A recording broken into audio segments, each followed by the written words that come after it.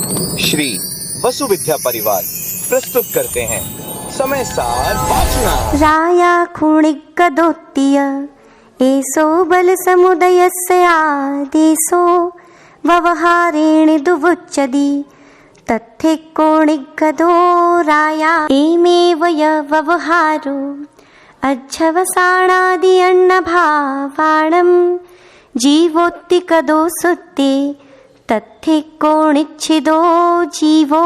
सेना के समूह को राजा ही निकला है, इस प्रकार का जो कथन है वह व्यवहार नहीं से किया जाता है। वास्तव में तो वहाँ एक ही राजा निकला है। इसी प्रकार जीव से भिन्न अध्यवसानादिक भाव जीव हैं। परमागम में यह व्यवहार किया गया है, किंतु निश्चय नए से उन रागादि परिणामों में जीव तो एक ही है। परम पूज्य आचार्य भगवान श्री कुंद स्वामी मुनि महाराज की, परम पूज्य चारित्र चक्रवर्ती आचार्य भगवान श्री शांत सागर जी मुनि महाराज की, परम पूज्य सिद्धांत चक्रवर्ती आचार्य गुरुदेव श्री विद्यानंद जी मुनि महाराज की, श्रीमद जैन धर्म की,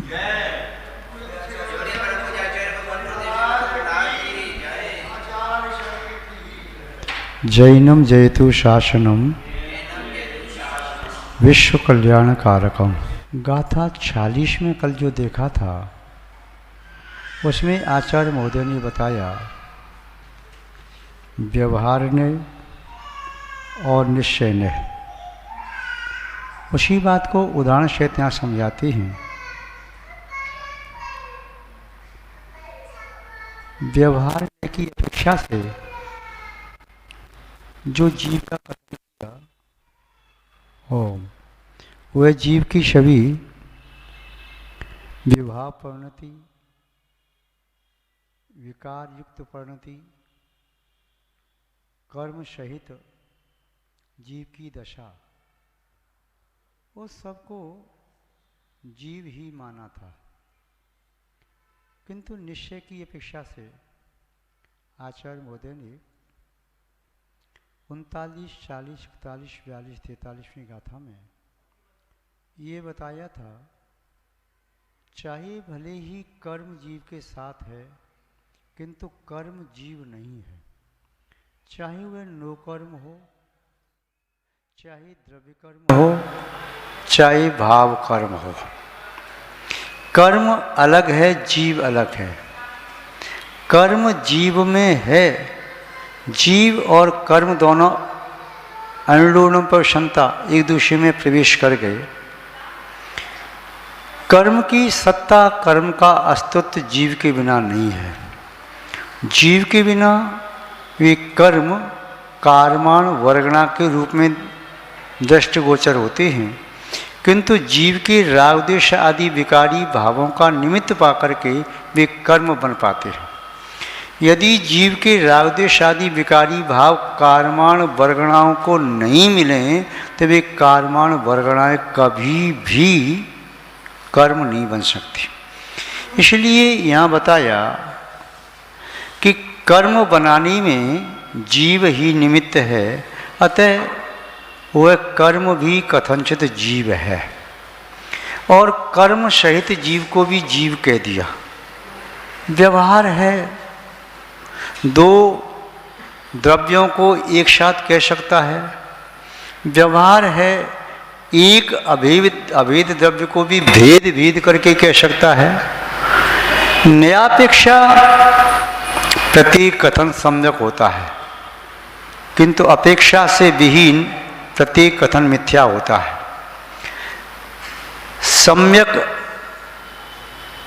एकांतों का समूह अनेकांत होता है, मिथ्या एकांतों का समूह मिथ्या ही होता है। आचार्य महोदय ने जहाँ पर शुद्ध निश्चय की अपेक्षा से जीव का कथन किया कि जीव कौन है, तो उन्होंने कहा जीव वही है जो अजीव से रहित है। अजीव कहिए तो राग द्वेष आदि जीव के विकृत परिणाम विवाह परिणति। जीव वही है जो बंध से रहित है, आसव से रहित है, संवर से रहित है, निर्जरा से रहित है और कर्म विमोचन की क्रिया से रहित है। जीव वही है जो मार्गणाओं के द्वारा प्राप्त नहीं होता, गति, इंद्रिय, काय इत्यादि से परे है। जीव वह है जिसमें क्षयोषम भाव नहीं है। जीव वह है जिसमें उपसम व औदिक भाव नहीं है। ये सब अपेक्षाएं शुद्ध जीव की अपेक्षा से है। शुद्ध निश्चय ने शुद्ध को ही ग्रहण करता है, अशुद्ध को ग्रहण नहीं करता। यदि किसी दुकान में 10 किलो आटा है और 100 किलो गेहूं रखा है, तो आटे को ग्रहण करने वाला व्यक्ति कहेगा 10 किलो आटा है, बस मेरे पास ज़्यादा नहीं है। किंतु दूसरा व्यक्ति जिसे गेहूं में भी आटा दिखाई दे रहा है, चक्की सामने है, गेहूं का बोरा रखा हुआ है, वह कहेगा 10 किलो क्या, 110 किलो है। वह गेहूं में भी आटे की स्थापना करके उसे आटा देख रहा है। एक व्यक्ति बीज में बीज देखता है, एक व्यक्ति बीज में वृक्ष देखता है। एक व्यक्ति को संसारी प्राणी दिखाई देता है, दूसरे व्यक्ति को वह संसारी प्राणी शक्ति की अपेक्षा से शुद्ध परमात्मा दिखाई देता है। सभ्य शुद्धाहु शुद्धनया, शुद्ध निश्चय की अपेक्षा से सभी जीव शुद्ध हैं। शुद्ध निश्चय का आलम्बन लेने वाला कहता है, मैं आपके अंदर विद्यमान उस परमात्मा को नमस्कार करता हूँ जो आज अप्रकट है, किंतु वे परमात्मा का बीज है और नियामक बीज है। जिसने सम्यक्त प्राप्त कर लिया उसे परमात्मा बनने से कोई रोक नहीं सकता। जिसने सम्यक्त प्राप्त नहीं किया, मिथ्या दृष्टि ये मान सकते हुए भव्य भी हो सकता है, अभव्य भी हो सकता है, किंतु जिसने सम्यक्त प्राप्त किया नियम से भव्य है, आसन्न भव्य है और मोक्ष को प्राप्त करने की पात्रता है। दृष्टिकोण जब अलग अलग होता है तो वस्तु का स्वरूप भी अलग अलग दिखाई देता है। एक ही वस्तु, माना कि इस मंदिर में आप विराजित हैं, आर के पुरम दिगंबर जैन मंदिर में, यदि कोई व्यक्ति रोड से सामने पुल के ऊपर से यहाँ से फोटो ले मंदिर की तो अलग आएगी, पीछे से सामने वाली बिल्डिंग से फोटो ले तो अलग आएगी, सामने से फोटो ले तो अलग आएगी, पीछे से लेगा इधर से भगवान के पीछे अलग फोटो आएगी। फोटो तो एक ही मंदिर की है, फिर अलग अलग क्यों? इसीलिए कि दृष्टिकोण बदल गया। पहले आपने इधर से ली, फिर उधर से, इधर से, इधर से। जब कोण बदलता है तो दृष्टि बदल जाती है, और दृष्टि बदलती है तो दृश्य भी बदल जाता है। आप सामने देख रहे हैं तो सामने वाला दृश्य आपको स्पष्ट दिखाई दे रहा है, आजू बाजू वाला नहीं। जब आपने दृष्टि ऐसे की, कोना बदला, रेटिना इधर आया, तो आपको इधर की वस्तु साफ दिखाई दे रही है, इधर की दिखाई नहीं दे रही, सामने वाली भी नहीं। इधर देखेंगे तो ये दिखाई दे रही, इधर नहीं। दृष्टि बदलते सृष्टि बदल जाती है, दृष्टि बदलते ही दृश्य बदल जाता है, दृष्टि बदलते ही व्यक्ति कुछ से कुछ हो जाता है, दृष्टि बदलते ही ज्ञान बदल जाता है, दृष्टि बदलते ही राग वैराग में बदल जाता है, दृष्टि बदलते ही व्यक्ति असंयमी से संयमी हो जाता है, दृष्टि बदलते ही संसार मार्गी मोक्ष मार्गी हो जाता है। दृष्टि का फेर है। आचार्य महोदय इसी बात को दृढ़ कर रहे हैं। एक व्यक्ति कह रहा है, इस सामने नदी है, नदी हाँ 2 किनारों के बीच में बह करके जा रही है, सामने नदी है। दूसरा कह रहा है समुद्र भी नदी है, और यहाँ से इसका स्रोत है निकल के झरना झर रहा है, वह भी नदी है। उसका व्यापक दृष्टिकोण है, किंतु व्यापक दृष्टिकोण यदि हमारे सामने है तो व्यापक वस्तु ही दिखेगी, और दृष्टिकोण यदि सूक्ष्म है तो सूक्ष्म दृष्टिकोण से व्यापक वस्तु नहीं देखी जाती। यदि छोटी तराजू है तो छोटी तराजू से रत्नों को तोला जाता है, सोने को तोला जाता है। उस छोटी तराजू से भूसा और मिट्टी पत्थर नहीं तोले जाते। उन्हें तोलने वाली बड़ी मशीन है तो उससे बड़ी वस्तुएं तोली जाती, छोटी नहीं तोली जाती। सब अलग अलग है, एक नहीं है। एक गिलास में दूध भी है, पानी भी है। एक व्यक्ति कहता है इसमें 300 ग्राम में से 100 ग्राम दूध है। 100 ग्राम दूध है मेरे पास, यदि गर्म करूँगा पानी जल जाएगा, दूध बचेगा। दूसरा कहता है 200 ग्राम पानी है। उसकी दृष्टि जल पर है, दूसरे की दृष्टि दूध पर है। एक व्यक्ति कहता है आधा गिलास खाली है, दूसरा कहता है आधा गिलास भरा है। दृष्टि दोनों की अलग अलग है, दृश्य वही है। उसकी दृष्टि खाली पने पर है तो खाली दिखाई दे रहा है, जिसकी दृष्टि भरे पर है तो भरा दिखाई दे रहा है। कई आपने मंदिर वगैरह में, हॉल में पत्थर लगे देखे होंगे, और पत्थर लगाते हैं, अलग अलग टाइल लगाते हैं, तो कभी काले काले पत्थर की लाइन, सफ़ेद पत्थर अलग अलग लगाते हैं और तिरछे लगाते हैं। जब आप दृष्टि को स्थिर करके देखेंगे तो आपको सब काले काले पत्थर दिखाई देंगे, सफ़ेद पत्थर गौड़ हो गए। और जब दृष्टि ऐसे करके देखोगे तो सफ़ेद सफ़ेद पत्थर दिखाई देंगे, काले पत्थर गौड़ हो गए। दृश्य वही है, किंतु दृष्टि कौन बदला है। दृष्टि आपने ऐसे की तो केवल एक लाइन से वो सोई पत्थर दिखाई दे रहे। कई बार आपको ऐसा भी होता है, जब आप अपनी दोनों आँखों को अर्ध उन्मीलित करके देखते हैं चंद्रमा को, तो आपको एक के दो चंद्रमा दिखाई दे जाते हैं। दो चंद्रमा हैं नहीं, किंतु एक के दो दिखाई दे रहे हैं। जब पूर्ण दृष्टि आपकी होती है तो एक दिखाई देता है। कई बार दृष्टि आपकी धूमिल हो जाए तो ठूंठ में भी आदमी दिखाई देता है, और कई बार ऐसा होता है कि आदमी भी ठूंठ दिखाई देता है। और दृष्टि स्पष्ट है तो आदमी आदमी दिखता है, ठूंठ ठूंठ दिखता है। तो अलग अलग दृष्टि होने से, अलग अलग कोण होने से वस्तु का स्वरूप बदल जाता है, वस्तु नहीं बदलती। यदि हमारा अंतरंग का हाल हमें जानना है योगी की तरह से, तो आँख बंद, कान बंद और मुख बंद, बस बैठे हुए हैं, अपने अंतरंग के वैभव को, आत्म वैभव को देख रहे हैं, समझ रहे हैं, जान रहे हैं। जब दृष्टि बाहर की ओर जाती है तो बाहर में सामने भक्तगण, शिष्यगण, गुरु भाई या संसार की वस्तुएं, पुद्गल आदि दिखाई देता है। जिस दृष्टि से बाहर की वस्तु देख रहे हैं उस दृष्टि से अंतरंग की वस्तु को नहीं देखा जा सकता, और जिस दृष्टि से अंतरंग की वस्तु देख रही हैं उस दृष्टि से बाह्य वस्तु को नहीं देखा जा सकता। वस्तु एक है, देखने की दृष्टि कम से कम दो तो हैं।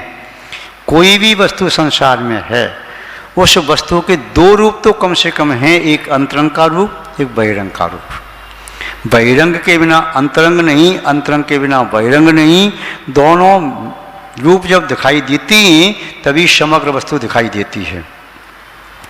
एक सिक्के के दो पहलू हैं, दो पहलू हैं। ऐसे आपने देखा तो आपको टेल पर दिखाई दे रहा है, ऐसे दिया तो हेड दिखाई दे रहा है, किंतु दोनों उसमें हैं, दोनों उसमें हैं इसलिए दिखाई दे रहे। ऐसे ही आत्मा में उभय नय से जानने वाली विशेषता है। व्यवहार से जानने योग्य विशेषता भी है और निश्चय से जानने वाली विशेषता भी है। जो निश्चय में है निश्चय दिखता, व्यवहार व्यवहार दिखता। उदाहरण के तौर पर ऐसे भी दे सकते हैं, जैसे कैमरा के माध्यम से, जो फोटो कैमरा होता है उसके माध्यम से फोटो खींची जाती है तो बाह्य स्वरूप उसमें आता है, और जब एक्सरे मशीन के माध्यम से दी जाती है तो हड्डियों की हो जाती है। जब MRI कराते हैं तो एक विशेष पार्ट का वो चित्र आता है, कोई अल्ट्रासाउंड कराते हैं तो एक स्पेशल उदर आदि का अंतरंग का भाग आता है। तो ये अलग अलग प्रकार की मशीनें हैं। हर मशीन के माध्यम से हर प्रकार का चित्र नहीं आता।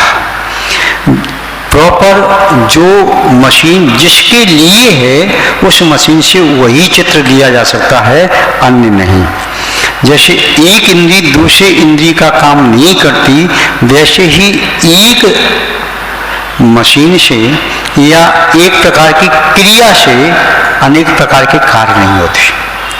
आचार्य महोदय यहाँ पर व्यवहार और निश्चय दोनों का आलम्बन लेकर के आत्मा के बारे में बता रहे हैं।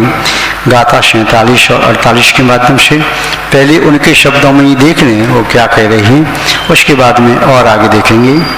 राया कुड़गदोत्य येषो बल समुदयस्य आदेशो व्यवहारी दुवच्चरी तथ्य को ऋग्गदो राया इमे वय व्यवहारो अजवशाणादि अन्न भावाणं जीवोतिकदो सुते तथ्य को लक्षदो जीवो। यहाँ पर आचार्य महोदय ने बताया राया पुलिगदो तीय येषो बोलो समुदयश आदेश।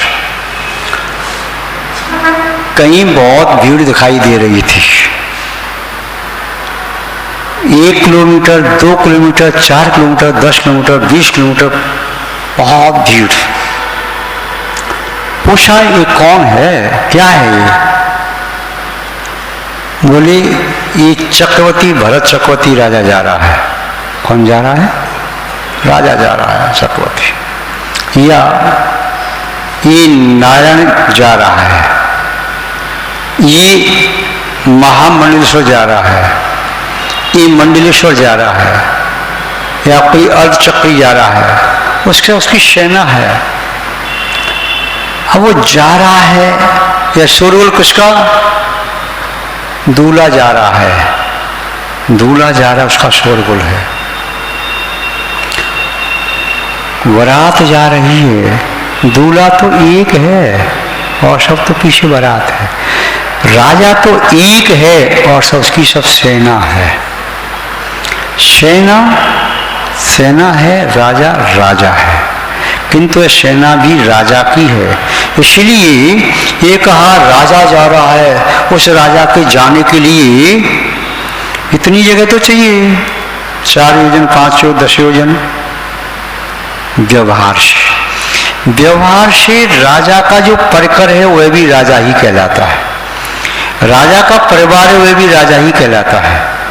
राजा जब गद्दी पर बैठा है तो राजा, यदि वह अपनी आभूषण आदि छत्र चमर भामंडल सिंहासन आदि से रहित है तो सामान्य पुरुष कहलाएगा। व्यवहार से राजा वह है जिसमें राज चिन्ह आदि हैं, राजकीय समस्त अवस्था हैं तो राजा है। 7 प्रकार के इसकी राजा के सेना है, राजा के अंग हैं, महामात्य है, दंडनायक है, सेनापति है, मंत्री है, प्रजा है, महाजन है। ये सब राजा के जो अंग हैं, कोष आदि, तो तब राजा समग्र राजा कहलाता है। ये राजा के अंग कहलाते हैं। कोई भी अंग कम करो तो राजा संपूर्ण नहीं। शरीर के 8 अंग होते हैं, एक अंग को भी कम कर दो तो शरीर संपूर्ण नहीं। ऐसे व्यवहार से वह सब परिकर राजा में ही समाहित होता है। यद्यपि अलग अलग है निश्चय से, किंतु व्यवहार से वह उसमें ही समाहित हो जाता है। यदि किसी खेत में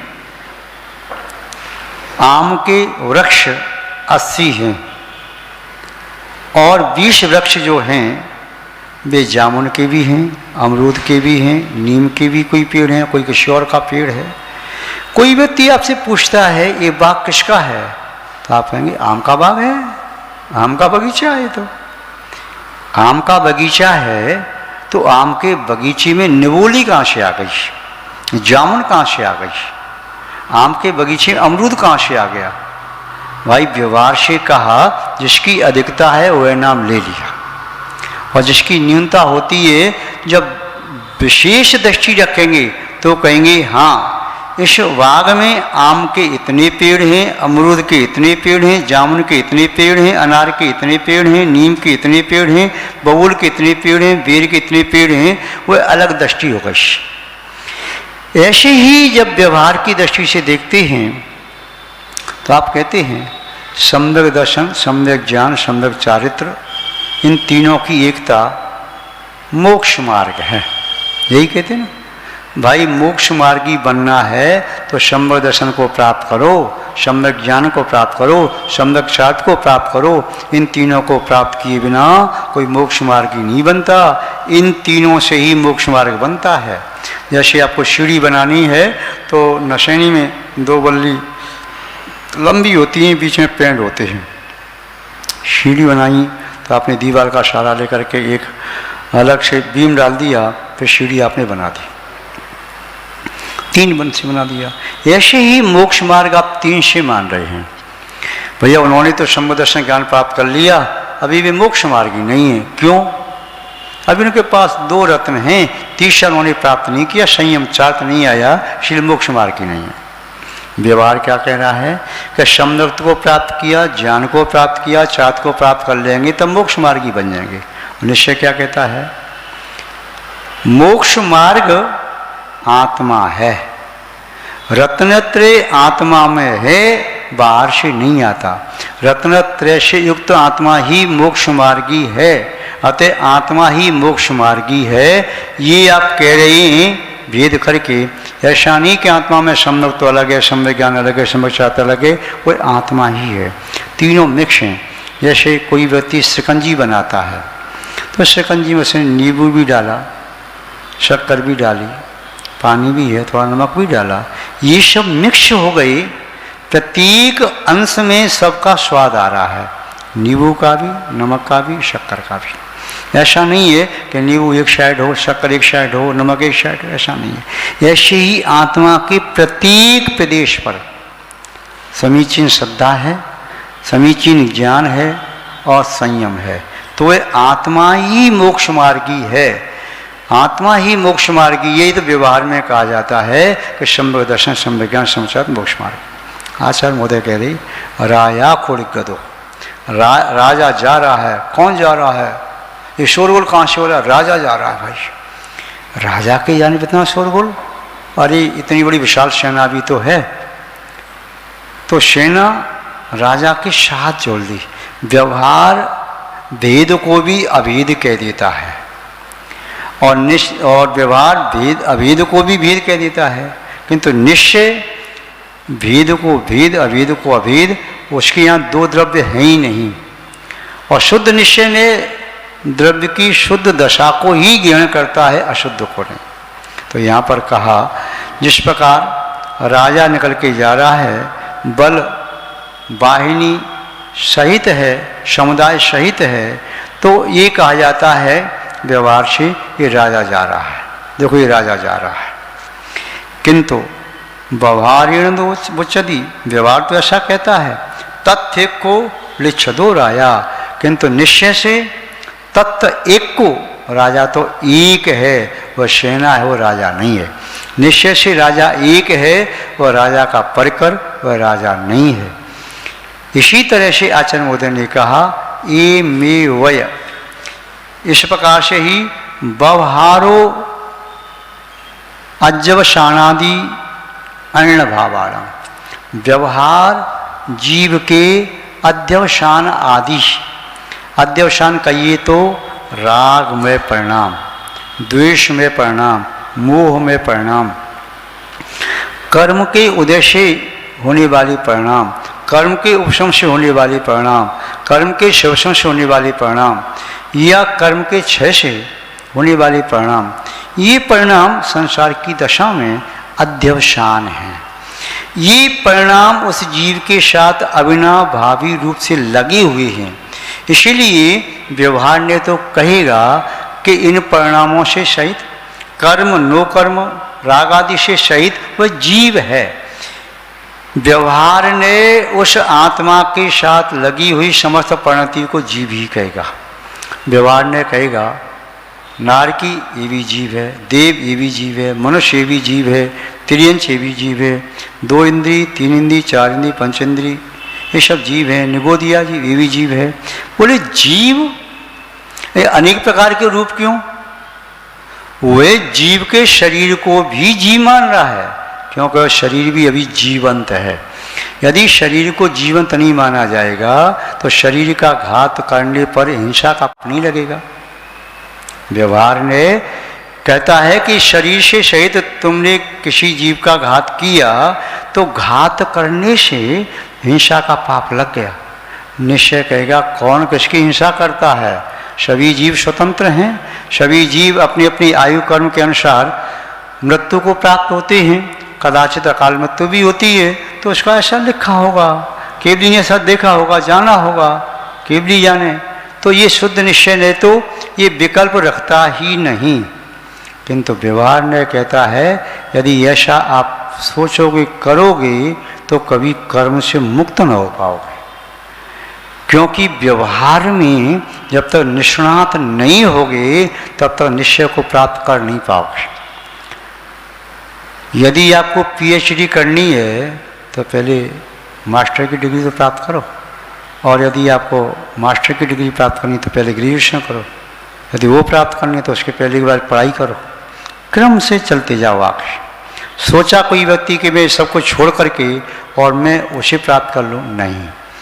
जिस प्रकार पहली मंजिल की उपेक्षा करके दूसरी मंजिल को प्राप्त नहीं किया जा सकता, वैसे ही व्यवहार की उपेक्षा करके निश्चय को प्राप्त नहीं किया जा सकता। कोई व्यक्ति सोचे बीज में अंकुर पैदा न हो, सीधा बीज वृक्ष बन जाए, ऐसा नहीं हो सकता। पहले बीज की दशा क्रमशः अंकुरित होते हुए पादप बनती है, बढ़ता जाता है, फिर वृक्ष बन जाता है। ऐसे ही व्यवहार में व्यक्ति निष्णात हो जाता है, विशुद्ध हो जाता है, तब निश्चय में प्रवेश कर जाता है और फिर निश्चय को बढ़ता बढ़ता निश्चय को भी छोड़ देता है। जो है सो है, फिर कुछ भी शब्द नहीं रहते। अतः आत्मा का स्वरूप निश्चय की अपेक्षा से अवक्तव्य है। स्वसंवेदन व्यक्त से तनु मात्र नृत्य अत्यंत शोकवान आत्मा लोकालोक लोकन। ये आत्मा स्वसंवेदन के योग्य है, अंत से रहित है, अव्यय है, कभी नष्ट नहीं हो सकती। आत्मा आत्मा है, अखंड है, अभेद है, एक है। इसके खंड नहीं कर सकते, इसके भेद नहीं कर सकते, टुकड़े नहीं कर सकते। जो दशा है वही दशा है। उस आत्मा में से कुछ हिस्सा पुद्गल को नहीं दे सकते, कुछ हिस्सा पुद्गल में से आत्मा को नहीं दे सकते, या अन्य किसी द्रव्य को नहीं दे सकते। जितने आत्मा के प्रदेश थे हैं उतने ही रहेंगे। पुद्गल का एक प्रदेश भी आत्मा नहीं बन सकता, आत्मा का एक प्रदेश भी पुद्गल नहीं बन सकता। तो किंतु व्यवहार ने, व्यवहार की भाषा है, ये उसी प्रकार से ग्रहण करता है। जिस प्रकार ग्रहण करना है व्यवहार से, कहेंगे भगवान महावीर स्वामी विराजमान हैं। दूसरा कहेगा महावीर स्वामी का पाषाण है, तो ये धातु है, तो ये रत्न है, तो महावीर स्वामी क्या हो गए, वे तो सिद्धालय में जाके विराजमान हो गए। लेकिन व्यवहार कहेगा निक्षेप के कथन को भी लेता है। व्यवहार से किसी का नाम महावीर रख दिया तब भी व्यवहार कहेगा नाम निक्षेप को, हाँ ये महावीर है, ये ऋषभ है, ये सन्मति है, ये वर्धमान है, ये शांति है, ये भरत है, ये बाहुबली है। तो ये नाम निक्षेप भी किया व्यवहार में, व्यवहार उसे भी सम्यक ही कहता है, मिथ्या नहीं कहता। स्थापना निक्षेप है तब भी सम्यक कहता है। द्रव्य निक्षेप है, अतीत की पर्याय को वर्तमान में कहना या भावी पर्याय को वर्तमान में कहना, उसे भी सम्यक मानता है। भाव निक्षेप है, वर्तमान की पर्याय से कथन करता है, वह भी व्यवहार है, कथन कर रहा है, पर्याय को साथ लेके चल रहा है। किंतु निश्चय की दशा जो है वह पर पदार्थ से रहित एक द्रव्य की शुद्ध दशा है। जो दशा है शब्दों में कहने में नहीं आए फिर भी वही दशा है, और वह शुद्ध है। उसके साथ एक परमाणु भी लग गया तो शुद्ध निश्चय ने कहेगा ये जीव नहीं है। जीव तो वह होता है जिसके साथ एक परमाणु भी न हो। यदि एक भी राग की कणिका शेष रह गई बोले जीव नहीं है। जीव तो वह होता है जिसमें राग नहीं, द्वेष नहीं, कर्म कालिमा नहीं। वह शुद्ध निश्चय ने अयोग केवली को भी वह जीव नहीं कह रहा, वह कह रहा शुद्ध परमेष्टि ही शुद्ध जीव है। जीव का स्वरूप तो वह होता है।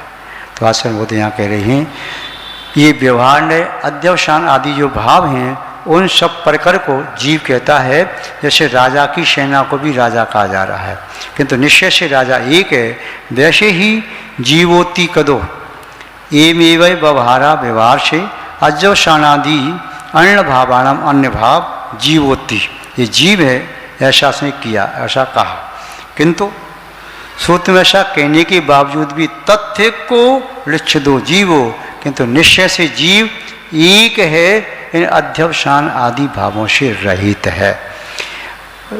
जो भाव कर्म है उनसे रहित है। द्रव्य कर्म है जो आत्मा के साथ अनादिकाल से लगे, निर्जीर्ण हो रहे हैं, पुनः आशा होकर बंद हो रहा है, वह कर्म भी जीव नहीं है। नो कर्म शरीर ये भी जीव नहीं है, ये भी हमारा नहीं है, किंतु व्यवहार से कहते हैं मकान इसका है, दुकान इसकी है, गोदाम इसका है, खेत इसका है, व्यवहार से कह रहे हैं। तो व्यवहार सर्वथा मिथ्या नहीं है। व्यवहार पर द्रव्य का आलम्बन लेकर के कथन करता है, अभेद में भी भेद करके कथन करता है समझाने के लिए। ये जीव का चैतन्यपना, ये जीव का अमूर्तपना, ये जीव का सूक्ष्मत्व गुण, ये जीव का अवगाहनत्व गुण, ये जीव का अस्तित्व गुण, वस्तुत्व गुण, अवगुलत्व गुण, प्रमेयत्व गुण, प्रदेशत्व गुण इत्यादि ये जीव के गुण हैं। तो जीव और ये गुण अलग अलग नहीं है, किंतु व्यवहार उस अभेद को भी भेद करके कह रहा है, और जो दूर वस्तु है उसको भी अभेद करके कह रहा है। इस जीव का यह शरीर, शरीर जीव का, यह शरीर से जीव को जीव कह रहा है। तो ये बाह्य वस्तु को अभेद कर रहा है, अभेद वस्तु को भेद करके कह रहा है व्यवहार है। इसकी भाषा ही ऐसी है। और निश्चय यह कहता भाई मेरे पास पर करनी, जो है सो है। जीव है, एक है तो एक है। उस शरीर में जिस आत्मा की मैं चर्चा कर रहा हूँ, अन्य यदि जीव भरे पड़े हैं सप्त धातु उपधातु में, वह भी मुझे प्रयोजनभूत नहीं। उस एक जीव की बात मैं कर रहा हूँ, मुझे वही दिखाई दे रहा है, और वह जीव भी मुझे तो शुद्ध दिखाई दे रहा है जो जीव का शुद्ध स्वरूप है। इस प्रकार आचार्य महोदय ने समय सार गाथा 47-48 में व्यवहार और निश्चय की अपेक्षा से जीव के बारे में कहा। संक्षेप में हमने और आपने जानने की कोशिश की, विस्तार से पुनः कभी समय प्राप्त होने पर जानना चाहिए। आज बस इतना ही पर्याप्त है। जय बोलिए श्री शांतनाथ भगवान की, पूज्य आचार्य गुरुदेव श्री विद्यानंद जी मुनि महाराज की, श्रीमद् जैन धर्म की।